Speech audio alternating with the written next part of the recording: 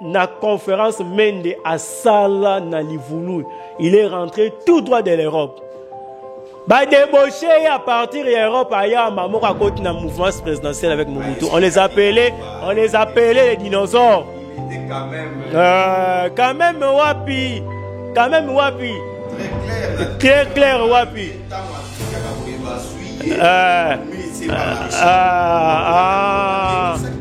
Il a été débauché à partir à Poto. Quand il y a un mène de Banatama qu'on a en Mboka, il n'a jamais d'opposition. Mais c'était des partis satellites qui jouaient les rôles dans le cas quand on cause ça, on a discours parce que même à cause de l'Okuta, on est Satan à Bimisi. À petit binom, quand c'est la vérité, il est expert en mensonge. Qui ne le sait pas? Il est fait ce soir applaudir, mais il va applaudir parce qu'il a une mémoire courte. Pas chez nous. Un Congolais averti, tout vrai Congolais a dit que les plus grands mensongers sur la scène politique de RD Congo, c'est la mère Mende Malanga. C'est Mende. Et vous pensez que ce monsieur, Ino Sakamoni, il percute au président Eli Martin Fala, Betty Bango, Bazak Barker, Barker on Mende. Misala ngweza wapi? Misala eza wapi? Misala eza wapi? Boye bina ina tiki kingakati na nani kabila la kingakati na garage. Eza Mendete. Ne le pas au kumba ndeko chilo mbagete quelque part. Atika Mobutu na Maroc. Nous sommes dans les respects des textes, nous avons une union sacrée. Nous avons un bureau et ndeko chilombo. Nous avons lobby à monter côté ici dans le Québec, bateau lobby sur les réseaux sociaux. Nous savons comment gérer la communication. Il y a mon causi parce que y a un toko ya nango na mboka boye baba secret d'état ezalaka oyo kobima na momanini oyo kobima te nde mboka etambola kandenga. Pas président Zaya Ouest, vice-président Zaya Est, secrétaire général Zaya Centre, Zaya Congo Central, il y a Kwango, il y a Nord Kivu. C'est ça les idées, c'est les Congo. Ezali Kunate. Ezali Kunate, Chilombo, Kabuya, Kabunde, Chilumbu, Kazadi, Emirana ça a fonctionné dans la partie. Na tena niko tanga na ba likolo ki comme musina kati. Ozokate kasi na tunite azali na fonctionner. Pas dans le garage. Produire plus. Donc, nous allons chiffrer notre programme en termes de milliards. Tu vas mettre ma solo, le col à bandeko, il y a union salité, il y a 2 milliards, 3 milliards, 4 milliards, 10 milliards. Mais c'est là. On a 14 milliards dans la caisse à l'État, c'est la 23 millions. Il y a une politique qui va la caboyer. Beaucoup de l'Okuta, les lobbies, tu remontes à Yangote. On a 10 milliards. On a 10 milliards dans la caisse. À cause de la 23 millions, et aux États-Unis, il y a un processus électoral. On est dans quel monde là? On est où? On est où? Basungayo ndengenini basungane yozo bandelo côté olobi kana na mbongo te réponse toi na mbongo tu as 23 millions de dollars mais ce qu'on y a pas yimbo ko na 14 10 milliards 10 milliards na tuni bon ce que ça 10 milliards bango ba kabola wana to koki ondima parce que totali mbongo za kaboma likolo na bango mo kaka ezali mbongo wana nyonso peuple ça komona le côté.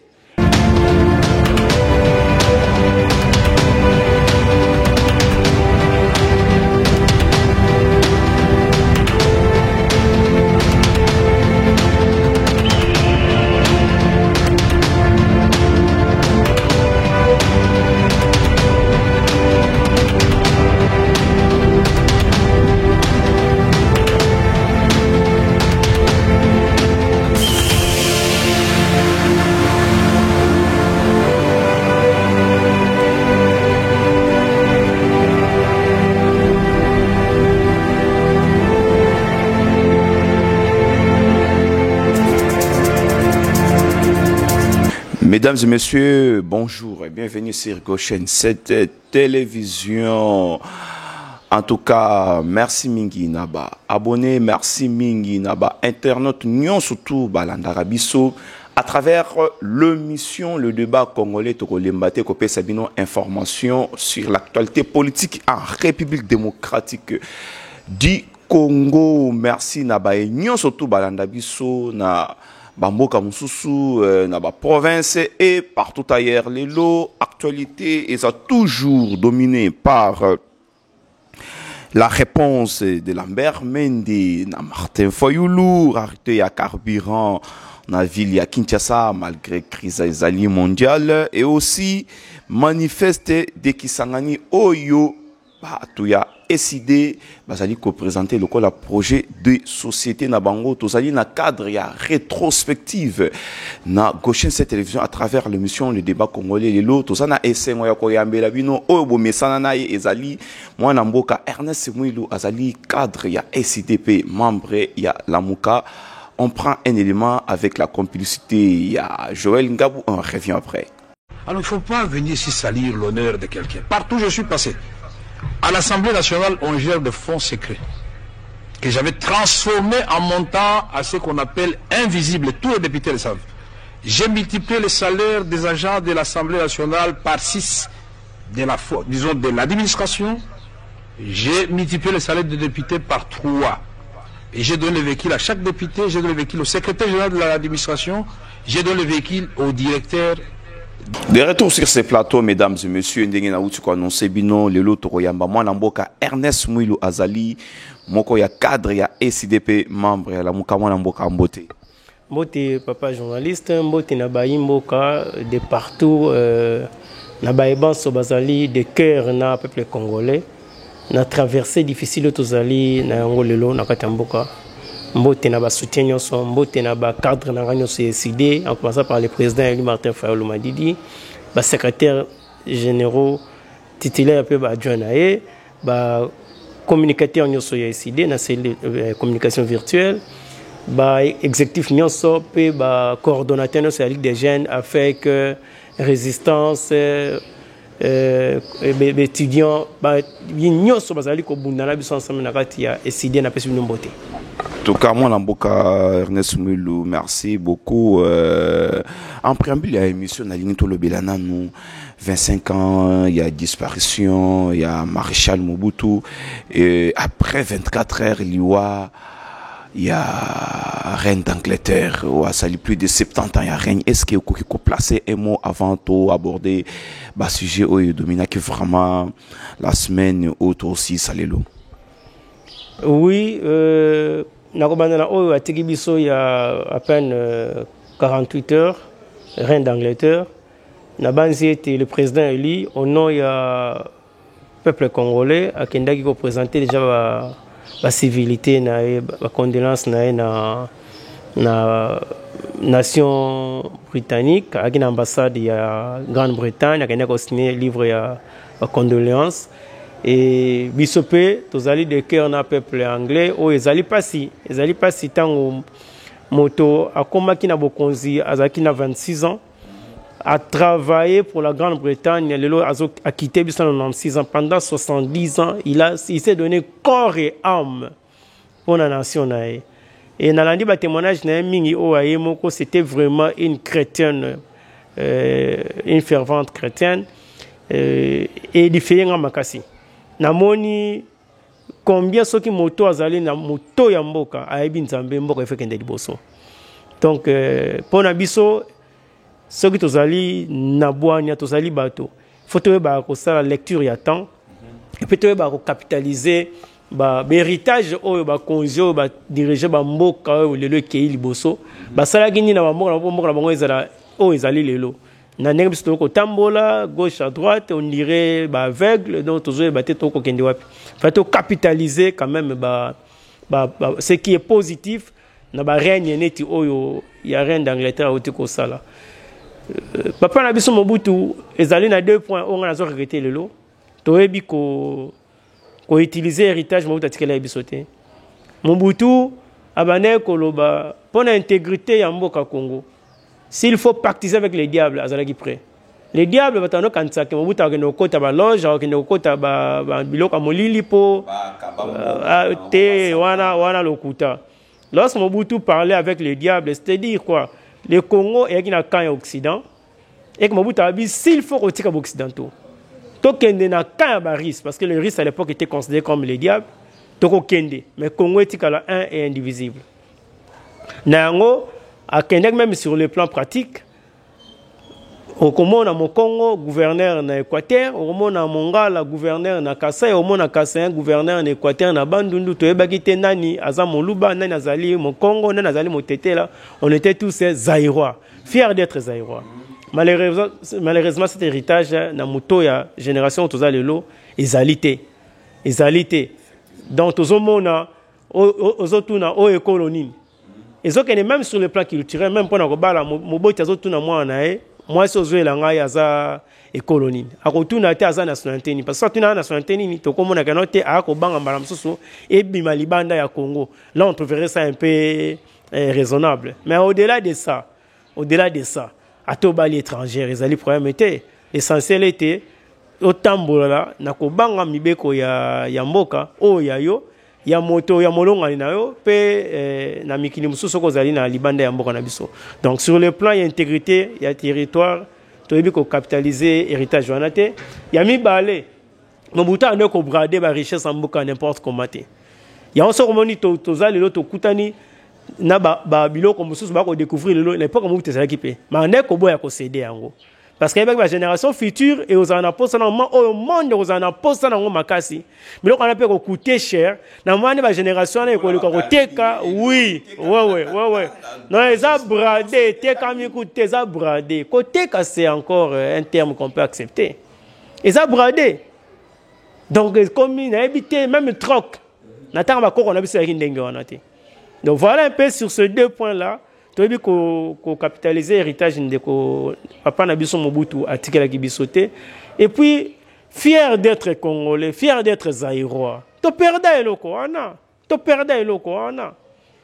Aux hommes, na l'époque, il y a Mobutu, on a Tata Nabiso, Baya Nabiso, Abimi à quel banda ke kotanga. Asilisi, ba ebisi Mosale Zalabi, non, je rentre chez moi pour travailler. Les lobbies misa dit Congolais. Tangisa bango classe na mikila poto tuna bango na nyakozonga. En tout cas moi na mboka Ernest Mwilo détailler situation surtout sur passage à Marshal Mobutu na kati ya Congo à l'époque Zaïre na lingi to sona likambo ya manifeste ya Kisangani boke kuna bozuba résolution Lilo, vous allez présenter projet de société. Est-ce que Koki Kopé, ça une grande ligne pour éclairer les internautes sur le manifeste de Kisangani, projet de société vous en avez lobby pour les élections à 2023? Je pense que Lelo dans le collège Boboto, le président élu Martin Fayulu qui est le candidat président de la République, il a compté décidé. C'est la résolution à Congrès. Nous avons eu 30 résolutions dans le Congrès de Kisangani. Il y a une responsabilité à expliquer na imboka pour présenter manifeste de Kisangani. C'est-à-dire les projets de société oyo décidé azako kanisa lobi soki to récupérer un peu na biso to chango en pratique pour être mboka ebima na pasi o ezali pe ba congolais baye baete. Notre objectif, c'est la Kamboka. Bon, tous à la nation, tous à l'État, et le bien-être commun, éco-mappé. Donc, au travers, il y a manifeste de Kisangani. Tokoye bako expliquer na peuple congolais, Nino et Sengi, tout ça la pomboke bima na pasi. Tolobeki na 30 résolutions, le 25 autres ezali kosangisa makanisi ya kobimisa mboka mais 5 to soki encore ba pilier 5 to encore ba pilier to soki likambo ya éducation parce qu'il faut rebongisa mutu ya congolais tant to investir investir dans les citoyens pour développer la RDC il faut congolais wana azala makanisi ya malamu ananzela ya kelasi to kobongisa moto ya congolais pa ba ndenge ya kokende liboso. Sur la gratuité. Gratuité, oui, mais gratuité sans qualité de l'enseignement, sans qu'on soit molakisio et senga a formé moi na wana azana makoki, boze la moi na azana na bongo na. C'est ça le vrai problème. Gratuité, c'est bien bon, on écrit ça sur des papiers, mais qu'au appliquer en haut. infrastructure nini traitement ni na Sénat za na yango yango des problèmes na yoki tote soki ba Sénat ba tomboki ba siliki ne ba oki bango kuna ba kabla $21,000 soki ba otangisa bana motema malamu parce que discrimination wana ezali komona likambote tokozwa likambo ya éducation ezali parmi les 5 piliers tokozwa likambo ya agriculture parce qu'il faut autosuffisance alimentaire et salama Congo eko dépendaka na kolia na bamboka mosusu tezali soni na nyonso nzamba pesa biso na sol sous-sol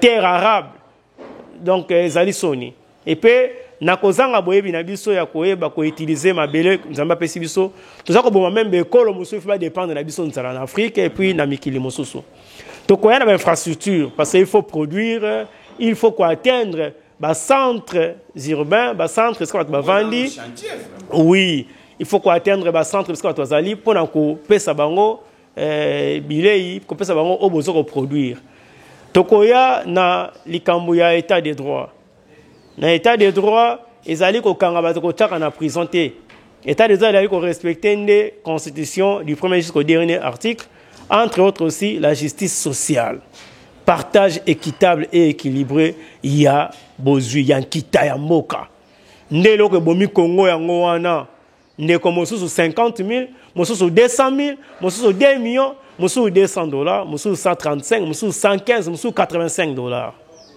yebisangai déséquilibre sur tension salariale en dengue na mokilini ezalaka donc tokoya sur l'état des droits to sali état peut to vendre cet état des droits peut to kozonga l'équation oyo état des droits elingi koloba ete moto moko te azali likolo ya mobeko moto no se faza na se ya mobeko moto no se fa tosa mobeko esika yo zali te natuni boye yo ebisa ngai soko landi na betando eke obino bozali koleka bokomona ete na makala ezaka ba communicateur à la muka na ya FCC bazali kuna bon mwana mboka Jean-Marie Kabound Jean-Marie Kabound c'est qui t'a union sacrée c'est qui t'a union sacrée aga déjà likolomoko na kati likolomoko libanda te Vital Kamerhe ezali cop moi so boyibi mbongo mboka ebele pona ko flouer population ko kosa bango il faut moko akende ko kosa na neti yende ayibaki bakangiye après kozonga na yo santé Vital Kamerhe utana na makala yo zanango mwana mboka tozonga na manifeste ya kisangani kuna voilà na bela likambo état de droit on a 4e pilier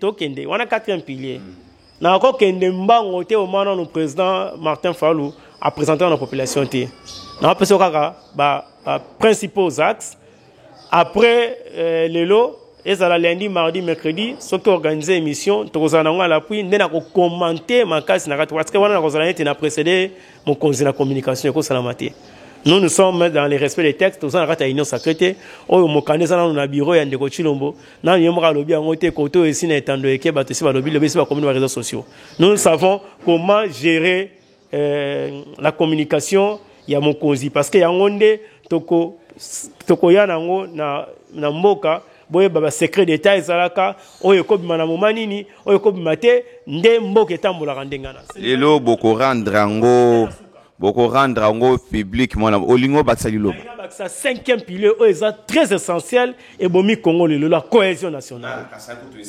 te 5e na baka za 5 to quelle éducation agriculture infrastructure état de droit tout la cohésion nationale technologie alité na 30 wana technologie na katsali na zone de 5 ezali makas parce que même technologie ezali en éducation ezali en formation professionnelle ezana kati ya ezali makambo ya kelasi cohésion nationale. Et ce qu'on a dans 4 décidé au commun la cohésion nationale. Par président Azaya Ouest, vice-président Azaya Est, secrétaire général Azaya Centre, Azaya Congo Central, il y a Kwango, il y a Nord Kivu. C'est ça les idées, c'est les Congo. Ezali Kunate. Ezali Kunate, Chilombo, Kabuya, Kabunde, Chilumbu, Kazadi, Eberan a fonctionné dans la partie. Na tena niko tanga na ba likolo ki comme musuna kati. Ozo kate, kasi na tunite azali na fonctionner. Basa na garage. Basa na garage à IDPS. Mais kuno kaka Chilombo, chi, cab. Oh, Chilombo, Kabuya, Kabund, Chilumbu, Kazadi. Mais tant azalaki kuna, bakosa ki kutu kete, ote azalina, na tant bazalaki te. Bakosa ki azaka tange, bakosa biso.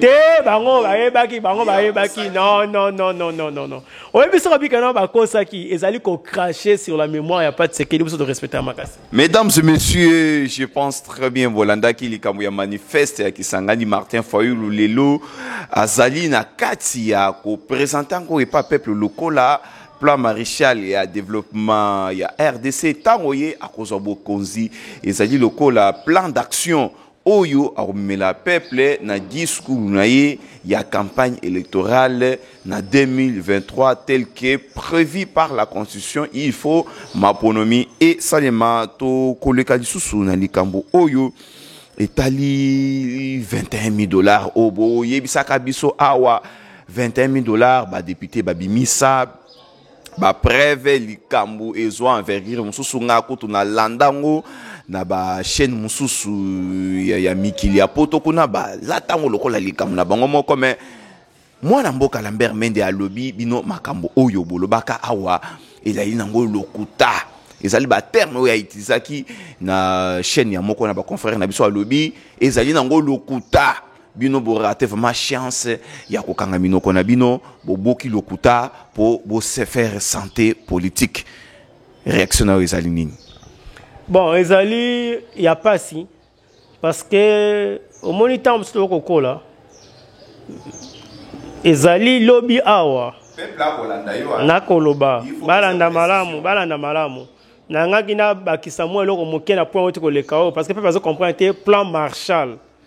Plan Marshall ezali plan oyo ba américain ba yaki nango na Japon après deuxième guerre mondiale on a ko développer Japon. So tali c'était chiffré en termes de milliards bambongo ebele makasi. Donc nous pensons que les pays comme le Congo pour na kobimisa na libulu il faut qu'on travaille dur, il faut qu'on produire plus. Donc nous allons chiffrer notre programme en termes de milliards. To yabeta masolo lokola bandeko ya union salité te ya ba 2 milliards, 3 milliards, 4 milliards, 10 milliards. Mais bazo c'est là aux 14 milliards na caisse à l'état, c'est la 23 millions. Ino ba yi politique bo sala ka boye.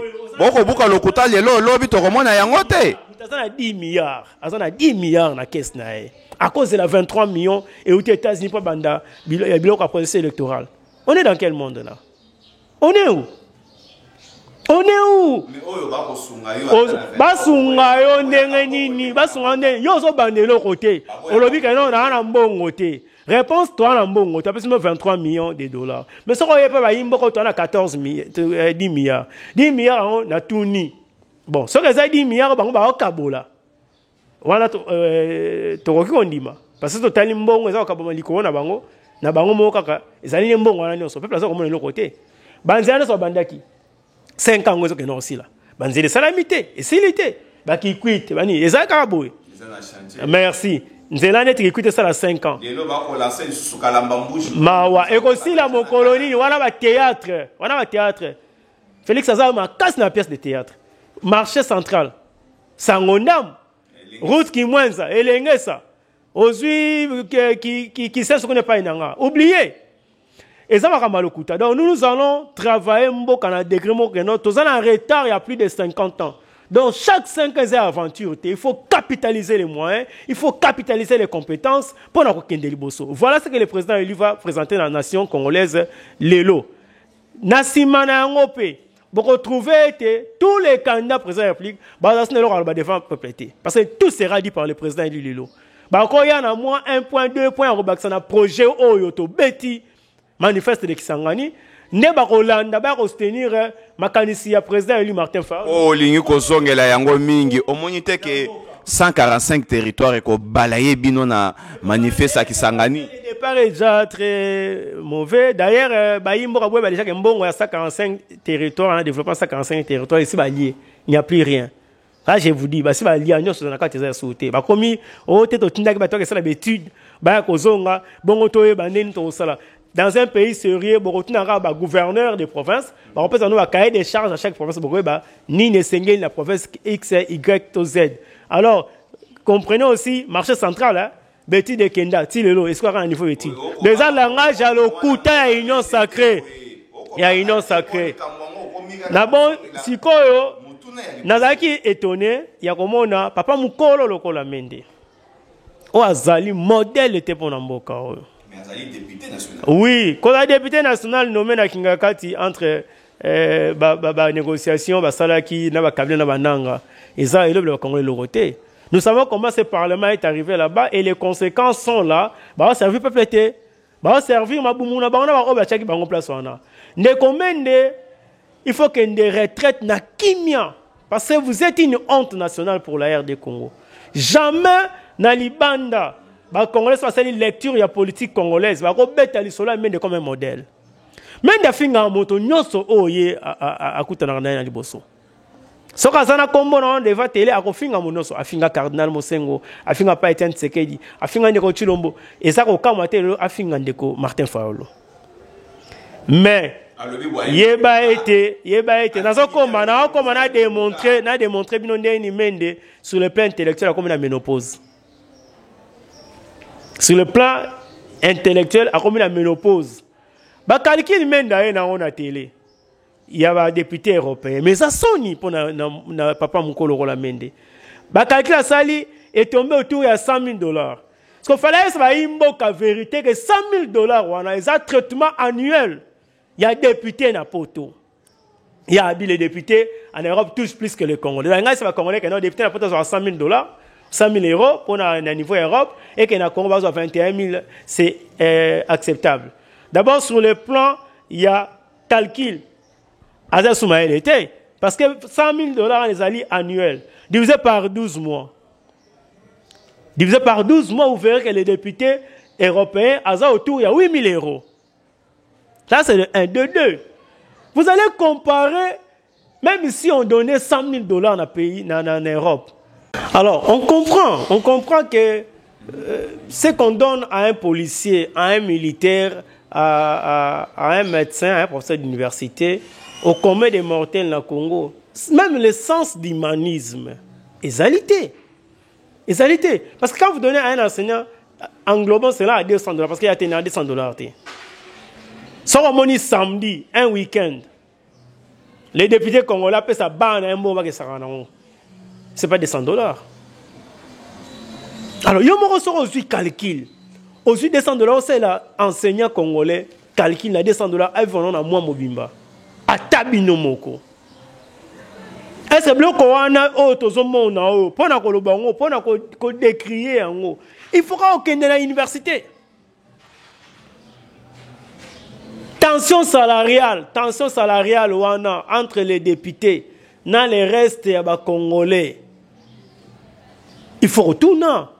Ce qui raison d'être dans zanini. Deuxième élément. Mais il fallait même des ayana preuve à démontrer qu'ils sont noirs sur blanc au Kossi. Nous avons dit ceci, les émoluments. Oui. Que ayana l'okuta parce qu'il y a cause de Congolais qui n'en a pas les députés touchent $100,000 et que $21,000 c'est acceptable. Dans le Congolais $100,000 ils ont traitement à député na poto en mobimba. Donc, $100,000 divisé par 12 mois. Mais au moins, chiffre, on a baissé les alliés à solo. Oui, mais divisé par 12 mois. Quand on soit sur non, c'est-à-dire. Mais l'opposé, c'est-à-dire quoi? Parce qu'il y a un traitement mensuel, il y a député. C'est là qu'on comprend que même la classe, il y a quelqu'un qui a un problème. Hein? Même dans le bas, on a signé accord à Saint-Sylvestre sous réserve. Accord, on y va signer sous réserve. On a obanga makofi ya Kabila na Kingakati. Keboke signé accord à 5 ans ndeni o ezo pekisangai na postuler tenga na kei. Parce que c'est une conde a ebisa Kabila kende. Mais il a signé accord na sous réserve. Mais ça n'a pas nini. Mais il a pas Tshisekedi, c'est un président il y a réplique à limiter. Ako kangata taba pembe na lupango na été, mais ako senga na baimbo ba kanga Kabila ba ila e ligoté. Mais il nous a traités de tous les mots. Mais il a expliqué aux Congolais que Arma Tungulu a coupé la prison à Mibomi na Oreille. Est-ce que dans la prison congolaise Oreille Zalaka? C'est Mende. Et vous pensez que ce monsieur, Lelo, Ino Sakamoni, il percute le président élu Martin Fayulu, Betty Bango, Bazak par terre, Baké on amène. Misala ngweza wapi? Misala eza wapi? Misala eza wapi? Boye bina ya tiki kingakati na nani kabila na kingakati na garage. Eza mendete. Lelo paso kumba ndeko chilomba geteke pe quelque part. Atika Mobutu na Maroc. Mende n'est pas un modèle pour nous. Mende n'a jamais dit la vérité. Moi j'étais na conférence Mende à Sala na Livoulou. Il est rentré tout droit de l'Europe. Bah débauché à partir de l'Europe ailleurs maman à côté na mouvance présidentielle avec Mobutu. On les appelait les dinosaures. Il était quand même wapi. Quand même wapi. Très clair, wapi.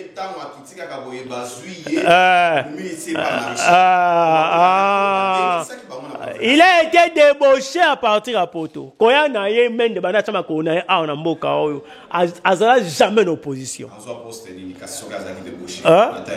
Mais c'était des partis satellites qui jouaient les rôles dans le cas quand on commence à discours parce que Mende a cause de l'Okuta. Oh et Satan a bimisi. A Betty Binombo quand c'est la vérité au Panzambe. Il est expert en mensonge. Qui ne le sait pas? Il est fait ce soir applaudir Mende. Va applaudir parce que par exemple, ma mémoire courte. Pas chez nous. Un Congolais averti, tout vrai Congolais a dit que le plus grand mensonger sur la scène politique de RD Congo, c'est la mère Mende Malanga. Il faut beaucoup de respect à la président élu Martin Fayulu parce que ils ont facilité. Ils ont facilité, n'a pas courage à dénoncer Biloko Wana. Émolument, 15 756 000 francs congolais comme ça. 15 millions. Ils ont autour à 7 500 $. C'est ce qu'on donne, on présente à la population. Les invisibles, demandez à Kamer, il va vous expliquer les invisibles. On a posé 100 jours, avec Kamer. Il a dit, il y a transformé la rubrique en invisible. Diverses primes, 14 millions Nandamu. Nani, comment est-ce qu'on appelle ça? C'est quoi encore les termes qu'on a utilisés? Ce qui est prévision, qu'est-ce dirais-je? Ce qui est prévision parlementaire, ce qui est 10 millions. Vous n'avez autour, il y a 40 millions de francs congolais. C'est 20 000. Donc, il y a la commission. Là, c'est encore grave. Entre 300 et 800 $. Pour certains. Dans Ecofin, ils ont 5 000 $ les mois. Mais je pense très bien que le président de la République, Alobela, qui est train de vie, il y a conseil des ministres, il faut revoir le train de vie à Nini, mais il y a le gouvernement de la République va exécuter. Il y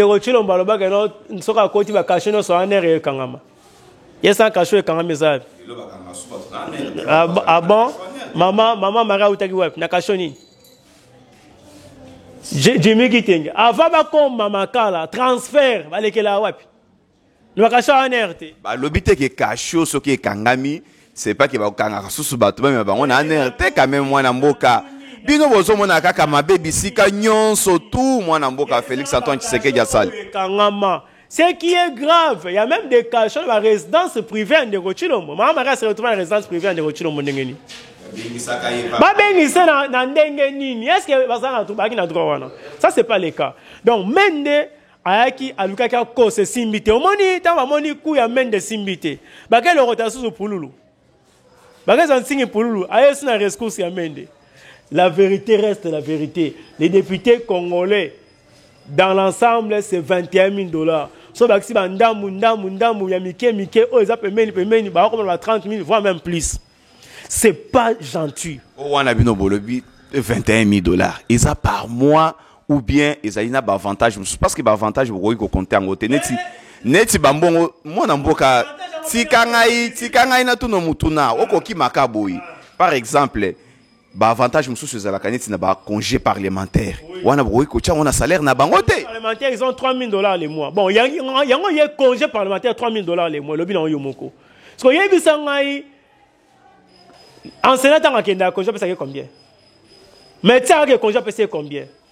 Professeur d'université peut payer combien? Infirmier va payer combien? Au moins il va tout en a. Parce que la somme va enseigner parce que un négocier va finir dans l'enseignement dans matière, dans la niveau. Bande batanga kawate.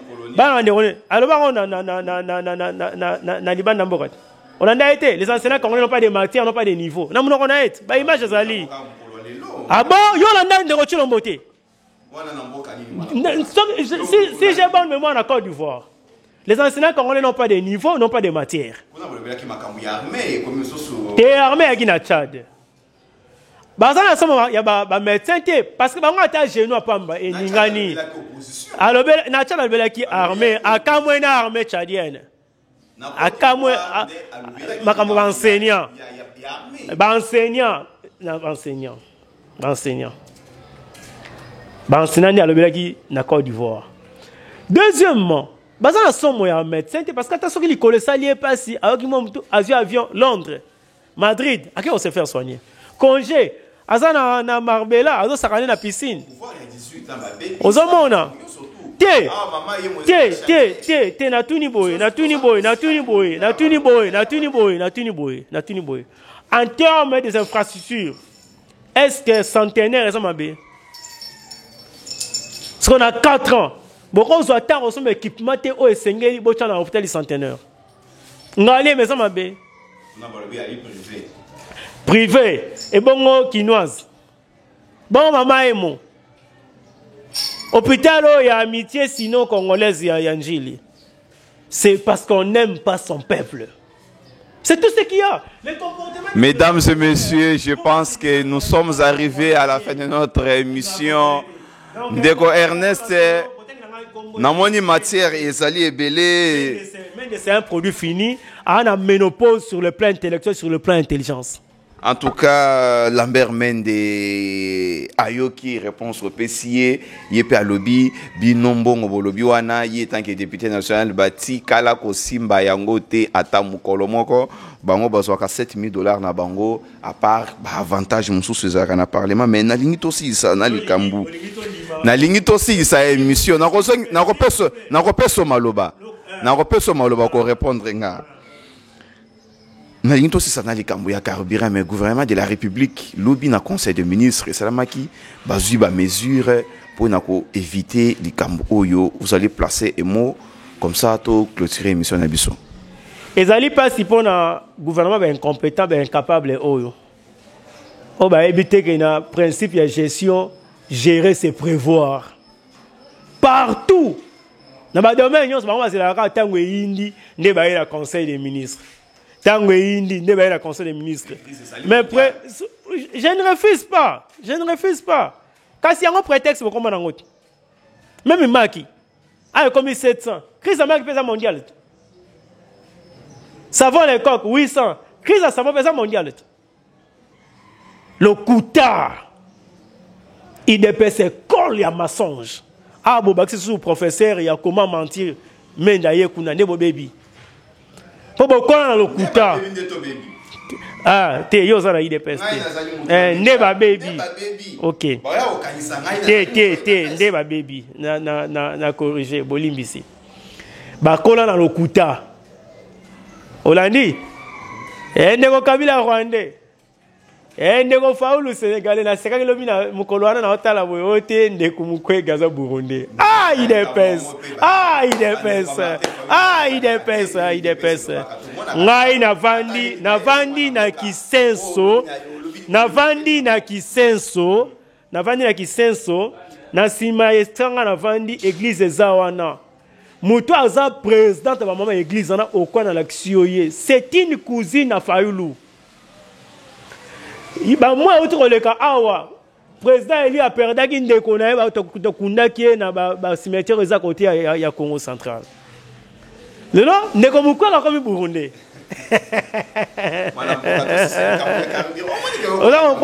Donc les incompétents ndeko Budimbu fallait botika na ministère de la justice nae bo sala ka ba théâtre comme ça ça mettre comme théâtre na bino bokangi mutanga sala coup d'état après bo PC liberté provisoire ba le bosso na monde mutasali coup d'état bo PC liberté provisoire bokangi ndeko Ibaki après bo le bino c'est un homme sérieux, il est sérieux, il est honnête. Bobimisi c'est pas sérieux biloko wana.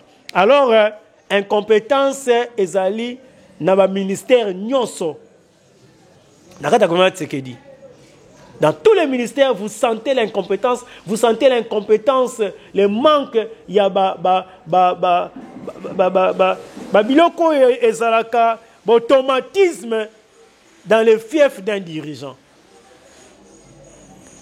Nous avons les problèmes de gestion des stocks qu'on pouvait contourner avec une bonne politique, il y a prévision. Ce qui n'a pas été fait. Vous avez vu les effets à Kinshasa, mais ça fait plus de 2-3 mois où l'Ikamba Carmena, la province, se posé, Makassi. Donc, Ndeko Boudimbu, c'est un incompétent, à Kokina Moussala Wanati, il y a une conséquence, de souffrir, boui. Film Masuka Boyan, le conseil des ministres, oh non, il fallait prendre ces décisions avant que le pire arrive. C'est ça, j'ai. Mesdames et messieurs, nous sommes arrivés vraiment à la fin de notre émission. Ernest Mouilo Lobby. En tout cas, l'Ikambouya Carburant de Koboudimbu, il faut arriver à façonner à Kosala Moussala. Il était même à Mwanda, si je me souviens bien, à Lobaki Stock, Ndenge Zali, problème avec Ozalate. Tomeki Susuko ramasser actualité, la réponse, il y a un décommandé à Martin Fayoulou et aussi manifeste de Kisangani Oyo. Touti Kolobela Awa Martin Fayoulou a devant la population aujourd'hui pour présenter son plan Maréchal. Mesdames et messieurs, to comme na suka émission na biso mwana mboka ya Esmuilu tala caméra ya Joël Ngabu opesa malobano ya suka poto cette émission lelo. Mais maloba suka zali ete ba congolais tous en espoir. Pas tozo komona lelo za fatalité te. Ezalinde ba iko kamba baza ba incompétent baza ba jouisseur baza na ma ya population baza na bolingo na biso te. Tozo ko aborder dernier virage où ils ont mabiso na élection glissement exacté dialogue exacté élection 90 jours avant expiration en mandat ya Ndeko Chilombo na ba congolais nyonso ya Bunagana ya Kwamut biso nyonso photo que na élection to bouter ba justice au dehors ça passe ou ça casse. Ndeko Chilombo janvier 2024 a siégé na Sénat comme sénateur à vie. Parce qu'on n'a pas droit à l'erreur, Azan n'a pas compétence de diriger Mboka, Azan n'a pas coquité, Toko Tikate, Aïbessou pour la deuxième fois, une fois na vie et coquille.